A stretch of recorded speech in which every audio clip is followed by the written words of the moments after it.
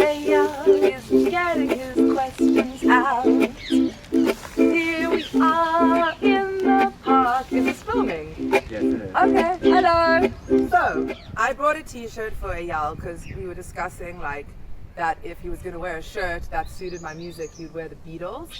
And I actually have a Beatles shirt, and then I went home to look for some stuff. The only shirt that was in my closet was the other shirt that I have of an artist, which is Alanis Morissette. I still kept this t-shirt, so let's put it on. This is my album, Breathe It In, my first international release. I also had released things with my band in LA, Displaced People, and I'd released my first album when I was 17, Declaration of Independence, but nothing was ever international release. You know, it was just local release and Up until now. Up until now, and then also the digital age makes it possible. Yeah, the in whole LA. album was conceived, conceptualized, worked on here in Israel. Also, I worked on it in Los Angeles when I would go and visit my family there in Lancaster. Shout out to Beit Or Chavura. And then that was my father's final congregation. My father, Zichrono Livracha, was a rabbi and really my inspiration. The whole album is dedicated to him. The first page it says, this album is dedicated to my one-of-a-kind, irrepressibly radiant giant of a daddy, Rabbi David Nachum Hoffman, Zechet Tzadik Livracha, of blessed and beloved memory. I pray it continues his work and legacy of building bridges. And that's really what is the goal of what I'm doing. And you know, it kind of, I had to come to Israel for it to become clear to me like what my role as an artist is, and for have all the parts of me kind of converge. Like I was raised as a rabbi's daughter and like leading prayer and reading from the Torah, and then I'm also like a singer-songwriter and a musician and a composer. So it's like, you know, and I really believe in Tikkun Olam. Like I'm a Netzer graduate and I really believe in it, and it's really who I am. And so I'm like, it's all these different sides of me like coming together like through the artist. And the cover, my friend Chaiki, who's like an amazing graphic artist, she took the photo. I painted myself black on one side and white on one side. You know, the idea of it is that this was an image that I had in my mind since I was living in Kibbutz Ha'on, which was like What, 6 years ago. It went through a couple of different names, like it was called Shadow and Light, and it was called Bipolar Life at one point. It was about the like ups and extreme downs of life and like a journey. But then in the end, the album became Breathe It In, because the conclusion of it is that through these like highs and lows, and it really is the journey of my life since coming to Israel, like, you know, meeting my husband, my father passing away, and kind of finding my spiritual narrative through the process of life. And then it ends with the song I wrote for my first daughter, Moria, my angel, when she was born. It was just a few days after she was born. So that was the first song I played to my daughter, and then I got up in the night, like at 4 in the morning or something, 3 in the morning, you know, as songs come. And you just have to get up and you just go to the piano and just let it out, you know. Generally, I just like push record on my phone if I feel like I'm gonna give birth to the song, and then I don't even know what's gonna happen. I just sit it, record it. Sometimes I don't even listen to it again. It's my debut as a full artist who knows what my message is. My debut album was actually recorded when I was like 17 with like my songs that I wrote when I was a teenager. When I create art, I have to fly up and I have to be connected with this everythingness, you know. And before I go on stage, I pray, I meditate. Basically, like if we're trying to capture like who I am in a nutshell, I'm just a human. I'm also a Jewish woman. I live in Israel. I love being a Jewish woman and living in Israel. I have true love and respect from all my friends all over the world, some of whom are atheists, some of whom are Christian. I think all the religions are part of a temple. Like you could see it like each religion is like a pillar in this big temple. When I was, I think 17, I went with my father to the Parliament of the World's Religions in Cape Town and saw, you know, African children dancing African traditional dance, and I believe that the Dalai Lama was present then. I believe he was there. Okay. And there were many great religious leaders of all faiths, Baha'i, Sikhism, Hinduism, of all faiths.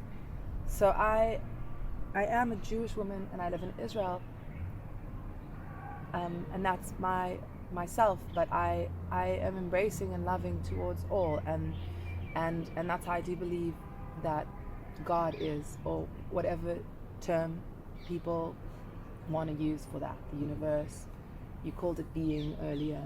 You know, this energy that is between us, which is a lyric in one of my albums, in one of my songs, My Friend.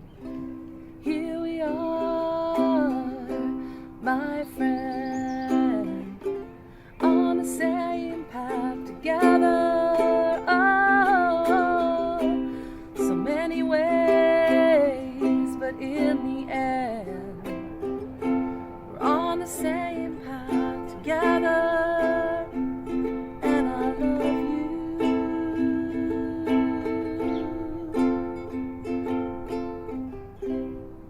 It's not money, it's not fame, it's not anything you want to gain. It is being, which was what you were talking about earlier. It is love, it is the energy between us. So the original lyric was, it is family, it is love, it is the energy between us. And when I perform it live, I sometimes still say it is family, because for me, like depends on that, the crowd, maybe. Yeah, like no, but exactly. Like for me, like it is my family, but it is also being, and it's love. It's you know, whoever your family is. Your family might not be your blood family. Your family might be your closest friends in the world. But like, it is who you call your family. You know, and it is being. I worked with amazing musicians on this record. Amazing. Each musician was just the right musician for the record, and it was like very also like collaborative in terms of like I had what I was hearing in my head, and the musicians helped me to create that.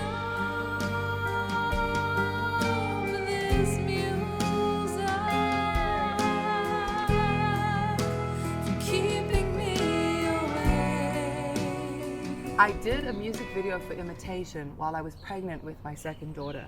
Mm-hmm. Because that was what was flowing, because I felt like Imitation needed to be the first song that I shared, because it just shows me my struggles as an artist and my struggles of just looking at myself in the mirror just like everybody. And that's something that is really important for me as an artist, that I'm just a real person. I'm doing it all myself, so you know, with my team, like my team is like good friends and family. It's like everything's a heart connection. Like everything that we're doing in this project is heart connection. I wasn't thinking of mastering overseas, but then a set of circumstances kind of almost forced me to look overseas. And like I was just Googling one night, like who mastered Sia's album and who mastered Adele's album? Like why not? Why not just go for like two artists who I think are incredible and they're like top of their game, and they're also like amazing women. I actually am really grateful to Emily Lazar, because her time is really precious, and she really devoted time to this project, which I will always be grateful for. Thank you, Emily. You know, especially because I'm a completely unknown artist, like completely unknown, and she works with very known artists like Coldplay and Sia, and she's worked with Paul McCartney and David Bowie, like crazy stuff. So I Googled them, and then like I got in touch with the people. I first felt it was miraculous, and it was such an incredible experience for me to talk with her on the phone, just get so much in so little, just to get such, you know, she said to me, you know, I just need to know the colors of the songs. And I was like, I never thought, because it's like, how do you convey to someone who's going to master your record, what is this record? So she planted the seed of colors. So Liad and I sat together, and he helped me to really find the colors. Okay. And then I actually drew it into a book, like with the colors, showing how the colors change. And she just took it up to a different level of sound that I wouldn't have gotten to, I think, with anyone else, because she is at the top of her game. Like, she's the only woman in history to be nominated for a Grammy in sound. To be a woman in the sound engineering field, you have to be so good, because it's so male dominated, you know? It was so detailed, and in terms of the composition and arrangement of it, and then the editing of it. My husband clarified it for me in a conversation. He was like, you know, you have to make something that you're happy with. That's it. I have to be happy with my record, and I am really happy with it. So tell me, what were you listening to growing up? with my dad, like, and my mom growing up, like a lot of like the Who, the Beatles, John Lennon, as you know, John Lennon separate to the Beatles. Roxette was the first album I bought when I was a teenager. No, when I was like 11, and I think that actually is like perfectly formulated pop songs. Like they're brilliantly formulated. Like I think I really learned form from them. Bob Marley's a huge influence for me. That came a bit later. But like, he was always there, but he became more and more of an influence also in the way that he saw what he did as a priesthood, like Lauryn Hill sees it. Like that really resonated with me. And I had my Queen stage. Who's not going to have a Queen stage? Like as a teenager, like, you know, just, and I think from that took piano, like, and what you could do in terms of combining classical and rock, and you know, just in terms of their musical language, I think very unique and amazing. Beethoven, like studying at university, studying classical piano and playing Beethoven sonatas, like I played the Moonlight Sonata and I played the Pathetique Sonata, and I think that showed me like the nuances of like how you can play something so softly or play something so loudly and harmonically, like just pushing me. You know, Beatles are massive. Beatles is like blood to my vein. Like later, they created a show called Love in Vegas with Cirque du Soleil, and like that record, I think is the biggest influence on Breathe It In. Woody Guthrie, in terms of being a folk artist, someone who would travel around and just like sing for the people, that's very much like in my belief system. Tracy Chapman, in terms of the message of her songs, in terms of her vibe, very natural person, and her songs are just timeless, you know.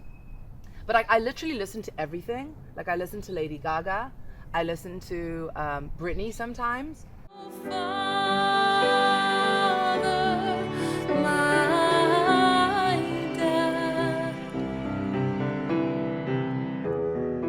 My dad would love the album, but like my dad was my biggest fan of as a human. Like I think he would love it even if it wasn't that good. But because it's actually good and I put like everything I can into it and I love it, he would absolutely love it. That was a big regret that he didn't. There were songs on there that he never got to hear, but I very much believe that he's with me. I believe that he's guiding this whole process. You know, I believe that he also guided me making the record and created all kinds of miracles, like working with Emily Lazar. I really feel that my dad's energy, he's up there and he's like helping and connecting things, and you know, because I'm just trying to continue what he did at the end of the day, which is to build bridges, which is what I said in my dedication on the record. Okay, bye everybody. Your love keeps me alive. Your love keeps me alive. Cool, I think that was a pretty successful thing.